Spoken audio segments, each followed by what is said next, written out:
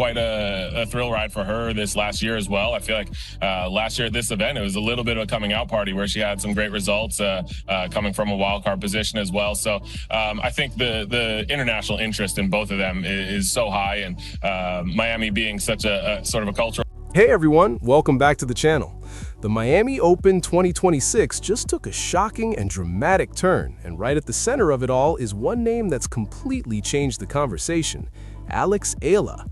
What started off as a breakout fairy tale has now spiraled into a full-on behind-the-scenes crisis, with tournament director James Blake reportedly scrambling to deal with a sudden drop in ticket demand and fan interest. Just a few days ago, the Miami Open was absolutely thriving. The vibe was electric, the stands were full, and ticket prices were shooting through the roof. A huge part of that momentum came from Eala's incredible run in the tournament. She wasn't just winning matches, she was creating unforgettable moments. Every time she stepped on the court, it felt bigger than just tennis. Fans were arriving early, staying until the end, and bringing a level of energy that completely transformed the tournament atmosphere. James Blake saw this wave building early on. In fact, he made a strategic decision to put Eala on the biggest courts, maximizing exposure and, let's be honest, revenue. It was a smart, calculated move, and it paid off.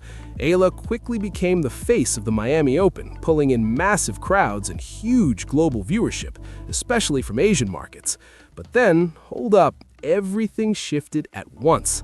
On anything I could have dreamed of at that age. Eala's exit in the round of 16 didn't just end her run. It set off a ripple effect that nobody was truly ready for. Almost instantly, ticket demand started falling. Prices that were once through the roof suddenly dropped hard. The electric buzz that defined the tournament's first week, gone almost overnight. Reports say daily revenue, which had been hitting between $500,000 and $1 million from tickets and media, took a serious hit. With Eala out, that number reportedly fell to around $100,000 a day. That's not just a drop, that's a full-on collapse. And now, the reasons behind it are becoming crystal clear. Eala wasn't just another rising name on the draw. She brought in a whole new audience. Fans who weren't just watching tennis, they were watching her. A massive chunk of that audience came from Asia, where her popularity has exploded. Once she was out, those viewership numbers dropped fast, dragging sponsorship value and broadcast engagement down with them. Now, according to reports, James Blake is in full panic mode. In a last-minute attempt to revive interest before the final, Blake has reportedly reached out to the Women's Tennis Association with a bold idea: to set up an exhibition match. The plan? Feature Eala alongside rising Canadian talent Victoria Makoko. The strategy is simple: bring Eala back, even if it's just for one match, and reignite the excitement that once defined the tournament. And honestly, this move screams both desperation and recognition at the same time. Desperation because the event is clearly struggling without her. Recognition because it shows just how powerful Eala's impact has become in such a short time. And listen, this isn't even the first time we've seen something like this. At the Australian Open, a similar situation reportedly played out when Eala exited early. Fans were left disappointed, and the overall buzz around the event noticeably dipped. But here's the wild part: the demand to see her didn't fade. It actually got louder. There were even reports of fans gathering outside, hoping she'd make some kind of return appearance. In a shocking twist, then Prime Minister Anthony Albanese stepped in to back an exhibition event featuring Eala. It was an unprecedented move, but it worked. The exhibition pulled massive attention, brought fans back in, and restored the excitement that had been slipping away. And now, that exact success story is being looked at as the blueprint moving forward. That's what you kind of want, you know. You want that new atmosphere. Same for Eala, having all the Philippine fans from coming, to support her. It's fantastic. And you cannot play Rafa anymore, but if you would make like 10 times time relation to Rafa, because you need to have some common sense sometimes. The same pattern showed up again at Indian Wells. Tournament director Tommy Haas was reportedly looking into similar emergency moves after noticing a dip in crowd engagement. Even though those plans didn't fully play out, they revealed something bigger. Tournaments are starting to realize just how powerful Eala is when it comes to drawing attention. But hold up, it's not just officials paying attention. Players themselves are beginning to feel the impact of Eala's presence. Alicia Parks recently opened up about what it was like facing her, and her words said a lot. She described the atmosphere in the stadium as overwhelming. The noise, the crowd support, the raw intensity of Eala's fanbase. According to Parks, it didn't feel like just another match.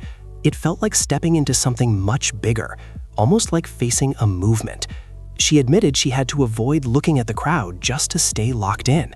And that right there shows the kind of mental pressure Eala brings to the court. Really great that she has so many fans, especially for tennis, it's good.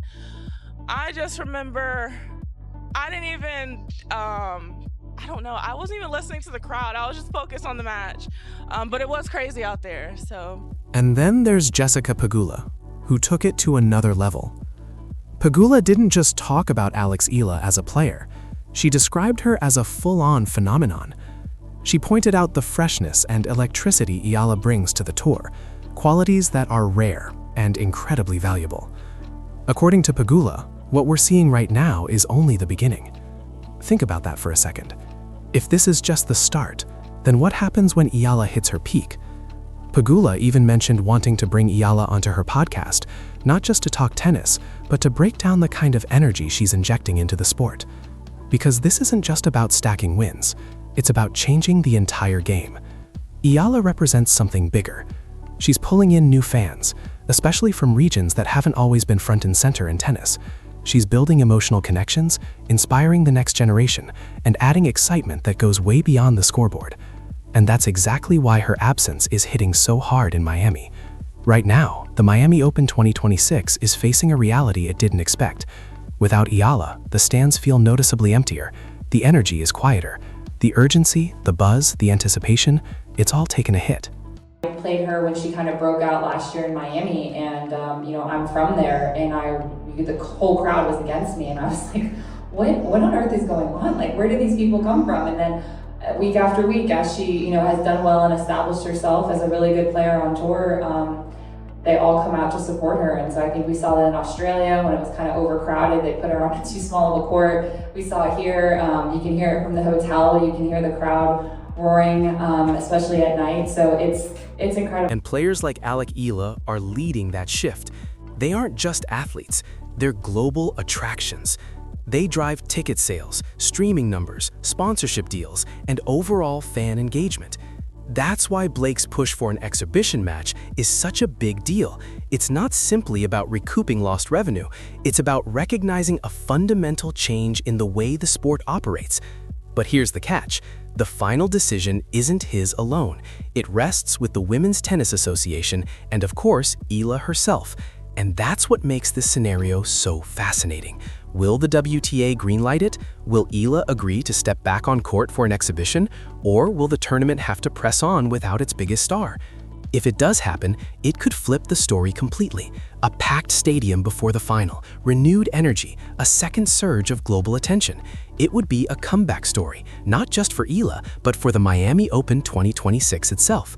But if it doesn't happen, this edition could serve as a case study, a vivid reminder of how much influence a single player can wield today.